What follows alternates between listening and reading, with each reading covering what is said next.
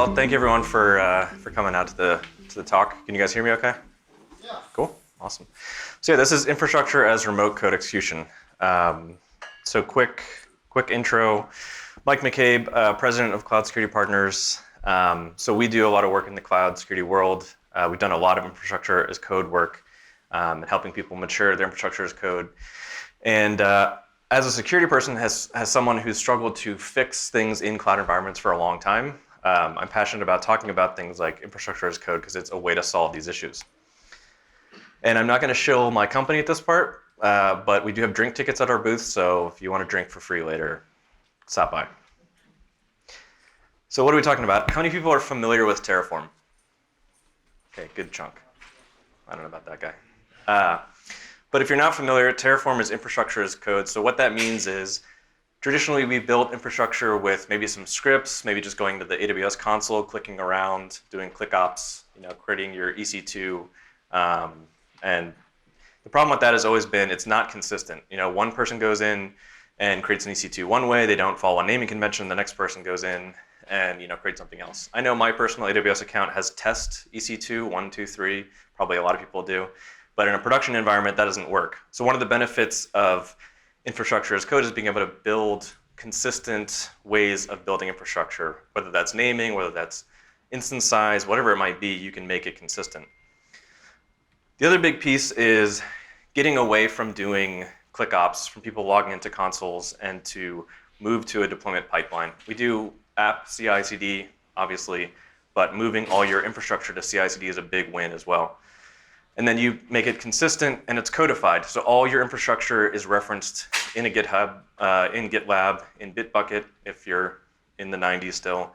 And then the big thing, which I'll be talking about as well, how you can apply security controls to that code to make it more secure. And that's one of the huge benefits of infrastructure as code. But I'm also going to be covering the challenges. So what are the challenges for infrastructure as code? What happens when people give Terraform too high privileges? I'm going to cover how Terraform can actually be used to execute code. It's also a great tool to gather data about an environment, and there's ways to bypass even security controls. So in our experience, we've helped clients, either they have a semi-manual process for deploying infrastructure, or they are using one method and they want to move to Terraform. We've helped them basically move into a more mature state. And part of that is building thousands of rules and helping them build basically their policy as code library to make their infrastructure as secure as possible out of the gate versus trying to fix it by running a CSPM and going behind people with a clipboard and insecure resources that people have to fix. And we do these reviews where we'll look at cloud infrastructure deployed to these pipelines and say, okay, what does the CSPM, the cloud monitoring tool, find? And very often, if you do this right, it'll find nothing. Which if you go into any environment right now, if you have a CSPM, go look at how many findings you have in your environment. It's going to be hundreds if you're even decent size. So it's a super useful tool, and we've done a lot of this work to help people basically get out of that trap of just trying to find and fix cloud security issues. So what do these pipelines look like? Terraform Cloud is one of the solutions, but anyone who's familiar with app pipelines, it's kind of the same thing. On the left side, you have your source code, GitHub, zip files over email, whatever it might be. And then in the middle, you have Terraform Cloud, which connects to that. And then on the right side, that reaches out to your different cloud providers, to your different service providers, whatever it is. Terraform Cloud is just that middle CI/CD pipeline that builds the Terraform and contacts the APIs. So how does Terraform kind of work under the hood? So one of the differences with Terraform is it's a stateful tool. Most tools, Ansible, Chef, you run them, it does some configuration, and then it just stops running. You'll have logs, you might have some records, but it doesn't maintain the state of that environment over and over again. So one of the things that Terraform tries to solve is by having that state of saying, okay, this is what it should be, this is what it is, and then whatever you do will compute that delta. So part of that is the Terraform plan, where it really computes that delta and says, what are you going to build, what are you going to update, what are you going to destroy? And that's kind of a big feature of Terraform, is being able to say, we're going to make all these different resources. Let me build the dependency tree. If this KMS key has to be created before it can be referenced, I'm going to do that. I'm going to build out everything that's going to be created, and then tell you what to do, what's going to be done before you do it. And then the apply is really where you go out and you hit the APIs, you start building all that infrastructure. It updates the state.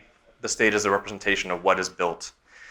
And the one thing I have there under plan is it also determines unknown values, and that's important from a security perspective because Terraform does some maybe too clever for its own good things where if it doesn't know what a value is going to be, like an ARN can't be known until it's created if it's a new resource. So it will have basically a stand-in value for that kind of thing. But you can kind of see if you're using those values in security controls where that's an issue. So Terraform is a very simple language. It's not overly complex to write. You can spend 5 minutes with Terraform and get some infrastructure going. This is all you really need. This is more than you need for an EC2 instance. So you're defining a provider, which I'll talk about, but that's basically the API between Terraform and the actual cloud APIs. You have your AWS instance, which is just an EC2. You're defining certain pieces of it, and that's all you need to deploy out an EC2. So it's 12 lines of code. And then Terraform builds this, which is the plan file. And this is the kind of spec for what is about to be built. A zoomed in version here. And this is even the things you didn't define, Terraform is going to define them or rely on the cloud API to set what a default value would be. So everything there is going to be represented in the actual cloud environment. So a lot of your security tools can apply at this stage to addressing what these configurations are before you deploy the infrastructure. So that's kind of a big part of security controls built into these pipelines. Then I mentioned this, but Terraform state, that's really the map of what your infrastructure looks like after it's been deployed. So that's going to keep track of all your resources, the values, and Terraform then uses that to detect differences between what you have now and what you're about to do. So it's going to tell you if you're going to delete something, all the things that are going to be deleted, and updates, creates, whatever it might be. They also release drift detection in Terraform Enterprise and Cloud, so it does now tell you if your infrastructure has drifted, so someone went in and manually changed something, which is helpful. But from a security perspective, one of the big issues with Terraform state is it becomes a secrets manager. So when you deploy something out like an RDS, or in this case, I'm showing a secrets manager secret, which you should never do. You shouldn't use Terraform as your secrets manager. But those values get stored in your state file. And people don't treat the state file the same way they would treat their secrets manager. So they're not, they don't have as much logging and auditing around that file.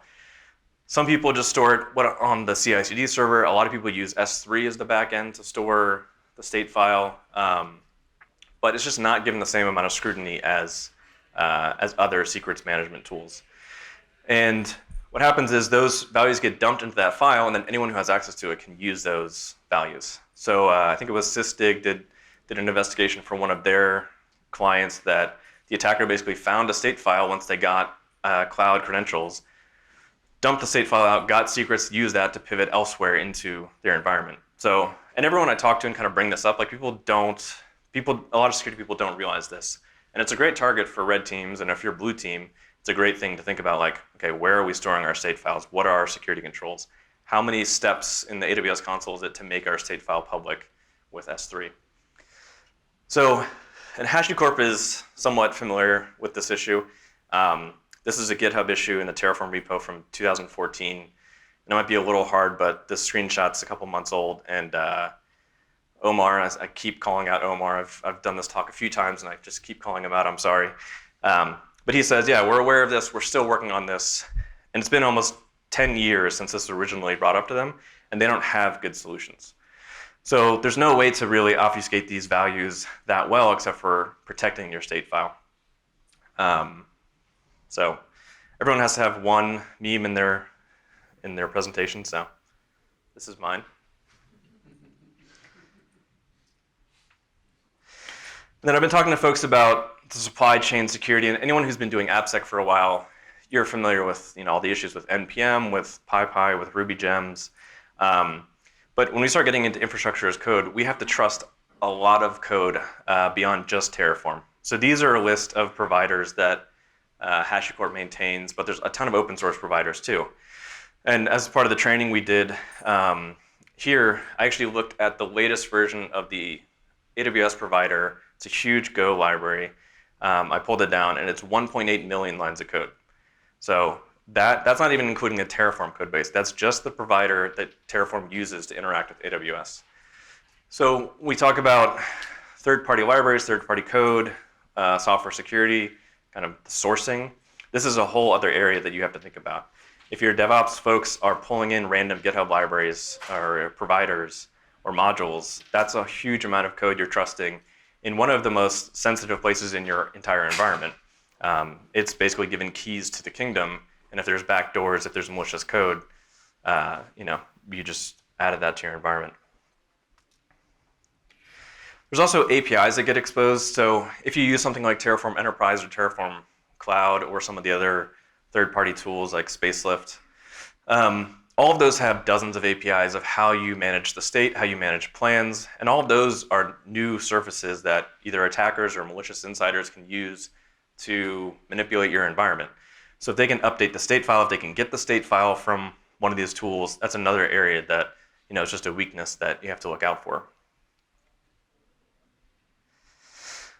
And this is a fun one. I give HashiCorp a lot of crap because I feel like they sort of half try to make their solutions secure, but they're often struggling to do it the right way. So if you go into a Terraform pipeline right now and you set the TF log variable to trace or debug, when if you're using AWS, Terraform's going to assume a role based on your EC2 instance profile.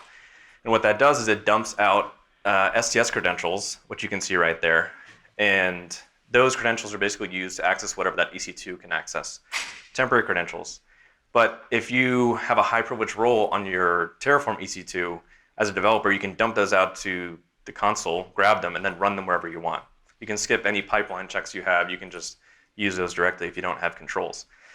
And for whatever reason, they decided instead of blanking out the actual secrets to blank out the access key, which you can just go to CloudTrail and get that access key. So if you were an attacker, go to CloudTrail, get the access key, you have the secret access key and token right there. So another just kind of surface or threat surface you have to think about with Terraform is even the logs have a lot of information that's impactful. So I really like this image. I just always think about what happened to cause this to be added to this tool, because it's it's like a multimeter to check electrical outlets and things like that. So, but that's how Terraform is it's a really good tool, but you have to be competent and be aware of kind of the security issues with it in the entire environment. But from just the techniques to exploit Terraform, we'll kind of get into that. I'm covering a few that we've discovered during our work, but there's dozens. Like I said, the AWS provider alone is 1.8 million lines of code. That doesn't include all the Terraform features that are built in, and then any other providers you're going to use, which are usually quite a few. But these are just a few of them that are pretty interesting and can be used by either malicious insiders or by attackers to get access to a Terraform pipeline to do more than what you might think with Terraform. So the first one to talk about, HashiCorp doesn't recommend Terraform to be used as a provisioning tool for like EC2 configuration. So we've traditionally used Chef or Ansible, something like that. It doesn't say, it intends you to set up an EC2 and then use a different tool to do the configuration. But they give you a way to do that. So if you want to, you can use something like remote exec to run scripts on servers post setup. And when we do these projects, we say like you don't want to mix scripting with Terraform because then you're doing traditional code security and policy as code, and it just becomes very messy because the tool sets had two different sets of concerns. You're adding shell scripts, you're adding Python scripts into a deployment pipeline that just much harder to validate. And HashiCorp says it is an anti-pattern, but this is built into Terraform, so you don't have to have any malicious code or libraries to do this. It's all built in. So can anyone say what this script would do? If you were in our training, you would definitely know. Everyone knows what NC is, right? Yeah, I'm seeing some heads. So basically what this would do is set up an EC2 and then post-provisioning or post setup, it would run this provisioner, which is remote exec, run a netcat, and then start a shell. So I know we work with startups, and some startups will be like, all of our developers have production access. They can get onto any box. This might not be applicable to us. But if you work in an enterprise where the only way to get access to EC2s is break glass or maybe not access at all, this basically bypasses all of that. This says, set up an EC2 in production and give me a remote shell out of the environment. So it's pretty impactful if you do have the correct controls. If you're a startup where everyone has root on everything, then it's not really applicable. You can just, SSH in. So local exec is another built-in tool, built-in method.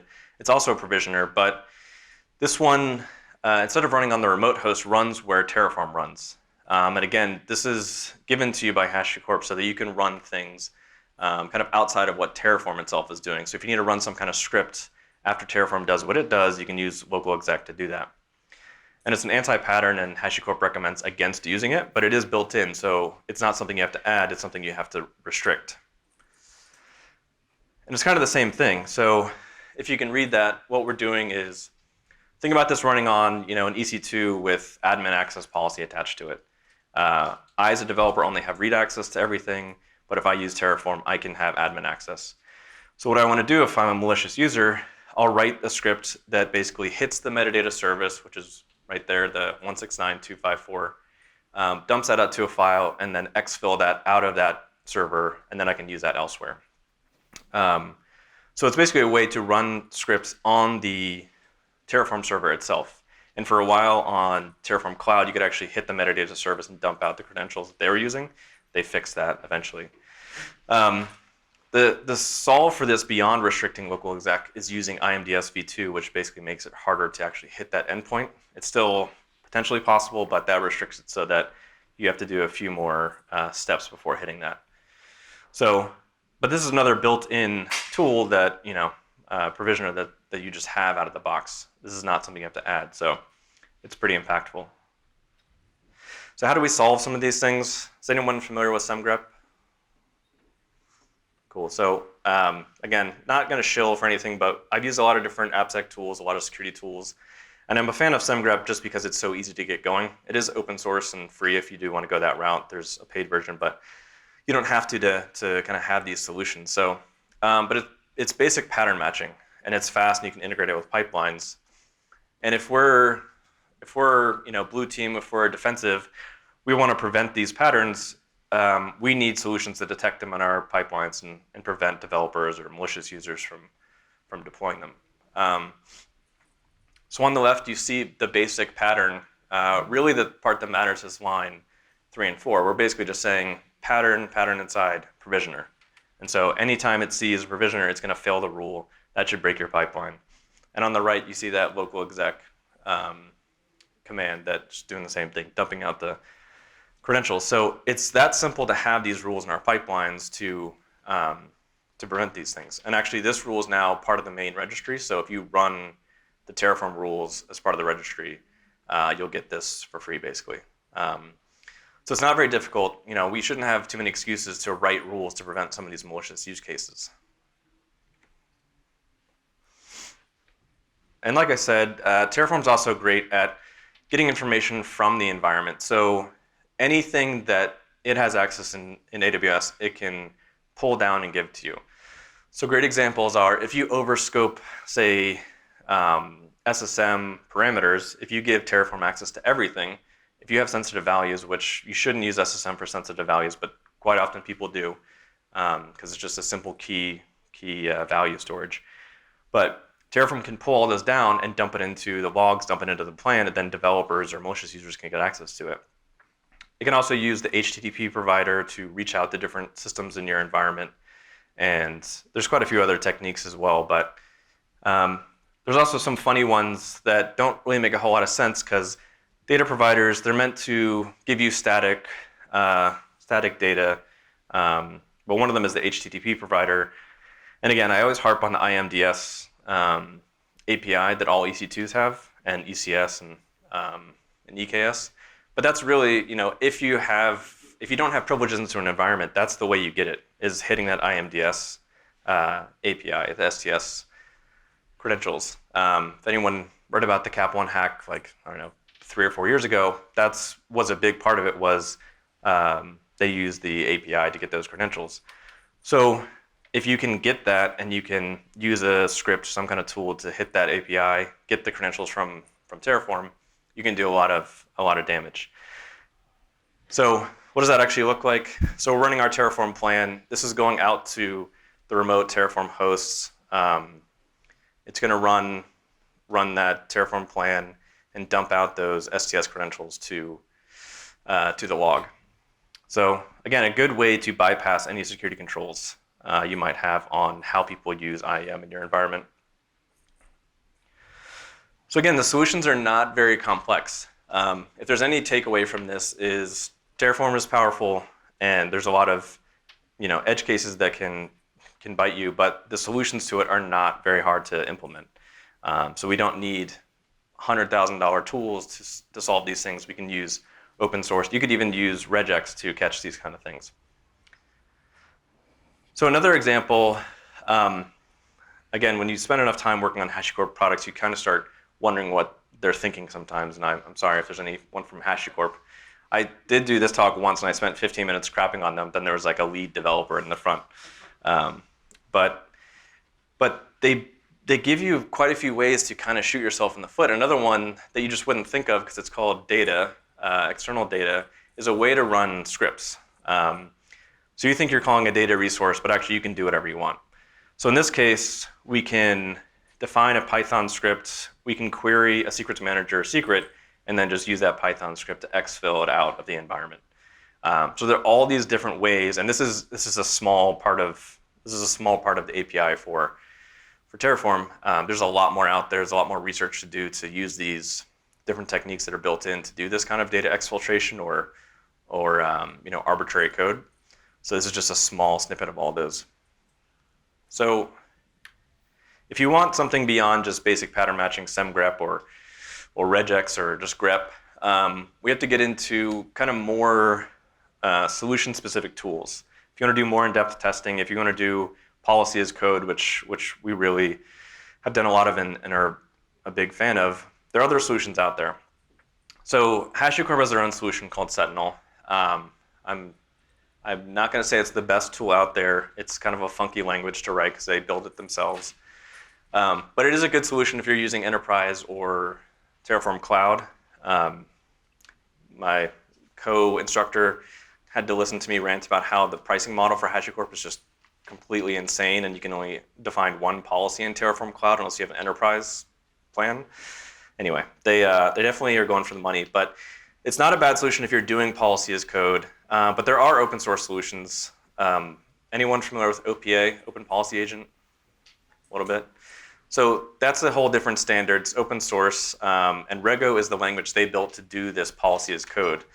So I'm going to mostly focus on Sentinel, but OPA is definitely worth checking out as well. But the nice thing about this is if you've come from a SAST background where you're building like much more complex tainting rules or tracing rules where you're going from source to sink, from front end to the ORM or the SQL call, this is not that complex. This is very straightforward to write code for. So all we're doing in this rule is we're importing the plan. I showed you what the plan looks like at the beginning, but that's the structure of what's going to be built or changed. You're defining, in this case, some allowed types, which are just EC2 sizes. And then we're going through the plan, finding those EC2s, and then we're doing a filter to say anything that is not of one of those types, fail the plan, or fail the test, and that would stop the deployment. So none of this is rocket science. This is very easy stuff to do because the language is so prescriptive. You don't need to have 100 lines of code to figure out if something is the right EC2 instance size. That's the big benefit of this. Another more complex one, but still pretty simple, is just defining the allowed rule that's to be assumed by Terraform, and then validating that. So again, this is 29 lines of code. Very, very simple. But there are some issues with these tools. So I talked about how Terraform has kind of multiple layers or steps that it takes. And so between that plan and that apply, you have the after unknowns, which are values that it doesn't know what they are until plan time. So when we try to write policy as code and say, okay, this SQSQ must have a subscription that comes from like this ARN, if some of those values aren't known, you can basically bypass security checks by making them after unknown, which is by dynamically creating them. And then they won't really exist in the plan except in this after unknown block. And despite this just being a built-in way that Terraform behaves, it's not anything kind of peculiar. HashiCorp didn't build their tooling in a way to kind of take this into account and to solve for this. So you have to do pretty explicit checks to make sure that you're checking to see if a value is after unknown or not. So, and these are pretty easy to manipulate. This isn't something that's super hard to do. So again, I always think of a malicious insider who can learn how to bypass these things by making them after unknown. You can bypass your OPA, you can bypass your Sentinel. Something like SemGrep would still catch it, but you have to think about how this can be used to kind of bypass those security controls. So what are some other solutions? So I think having policy as code is a huge benefit, but even if you can't build out a whole policy as code practice, and it does take quite a bit of work to build out a full-fledged practice of hundreds or thousands of rules to prevent all these misconfigurations, there's a lot you can do from an architecture perspective. Probably the biggest thing is having well-defined IAM policies, making sure that your Terraform pipelines don't have admin access. If anyone can think right now if their Terraform or CI/CD has admin access into AWS, I suggest you go back on Monday and start working through trying to trim that down. Another piece of that is building patterns for use cases. So not every service, not every deployment needs access to everything. And so you build patterns for how you use a service. So RDS can be a pattern, and you define those guardrails around what that pattern looks like. And then those get turned into policy as code in Rego and Sentinel and regex, whatever it might be. And so that's a big part of building these pipelines securely is how do you architect it from the very beginning in the right way versus trying to solve it after the fact. But from an IAM perspective, people often deploy Terraform just one centralized server that has one policy. But really, you should be segmenting it out. You should have more vertical segmentation between different services. Your network team deploying their network stack should not be using the same policy, the same user as your app developers deploying an EC2 or ECS. And trying to build those things least privilege is very difficult. It's not an easy solution to create, but it's important to try to trim those policies back down as much as possible. There's also a lot of interesting guardrails in IAM itself, conditionals, if anyone's ever messed with them. But you can set conditionals on IAM policies to not allow a policy to be used or a user be used outside of your VPC, outside your org, whatever it might be. So you don't want someone who can exfil your Terraform credentials to then use it on their EC2 or from their laptop from home. Like there are guardrails you can put in place to prevent that are relatively straightforward. Then I think a big piece of this too is we don't monitor IAM changes nearly enough, so we don't monitor when that Terraform role changes. If someone adds a new service, if they add EKS for some reason to your policy, you should have an alert to say, why are they doing this? Someone should review this and make sure it's an approved thing.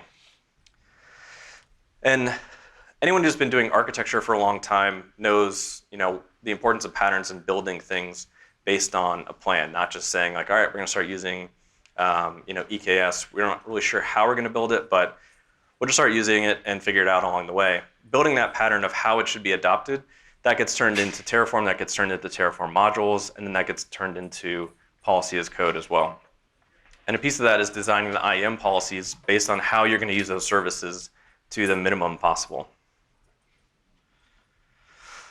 And then that also turns into hardening services. So for instance, for an RDS configuration, when we have built out these policy as code tools, we have about 50 rules just for RDS. EKS has, I think, between 70 to 100 between the actual EKS API, the Helm APIs, all those different things. It's quite a few policies, but with that, you can basically use policy as code to deploy out these pieces of infrastructure, and it's defined the way it should be defined. It's has multi-AZ turned on, it's encrypted, it's all the various configurations that you want to have on your RDS are set that way from the very beginning. And so you don't have to chase after people to fix these things because it's configured the right way from the beginning. Another prevention is code review. So there's no way, anyone doing AppSec for a while knows there's no way to do code review on all of this code. Beyond the providers, beyond the Terraform code base, you can't review even all the code that your developers write. So you do need to have tools, whether it's something like SemGrep or another tool, you need to have tools reviewing for these use cases to look for these bad practices, look for insecure configurations. And again, the thing that I think is the most impactful here is that it's not hard to write rules for these use cases. It's, the values are true or false. It's not some esoteric thing. It's very easy to write rules for it. And then monitoring, I've kind of touched on this, but we really should be looking at our pipelines, looking at our Terraform infrastructure very closely and understanding, what is it doing, and is it kind of stepping out of line with what we expect it to do? So wrapping up, I always wonder how people take this talk, because I start by saying Terraform's a great tool, and then I spend quite a good amount of time saying it's actually terrible. And I do kind of feel both ways, because it is a really good tool to standardize how you do cloud infrastructure, and we've struggled for a number of years trying to fix cloud security issues. And I do feel like it's a really big opportunity for cloud security folks to inject security into how things are defined. But we just have to be aware of all the different edge cases that can bite you and understand the ways that people can use it to escalate their privileges. So hopefully you guys learned something, and thanks for attending.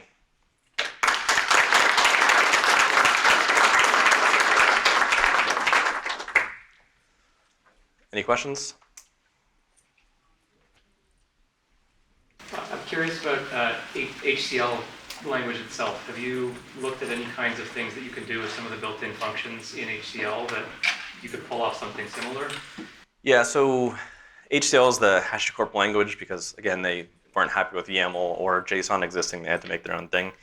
But you can do validations. You can get away from something like SemGrep or Sentinel and use the actual validations built in, like unit testing. Like TerraGrunt is one you can use for unit testing, and get a lot of the same value as a security tool.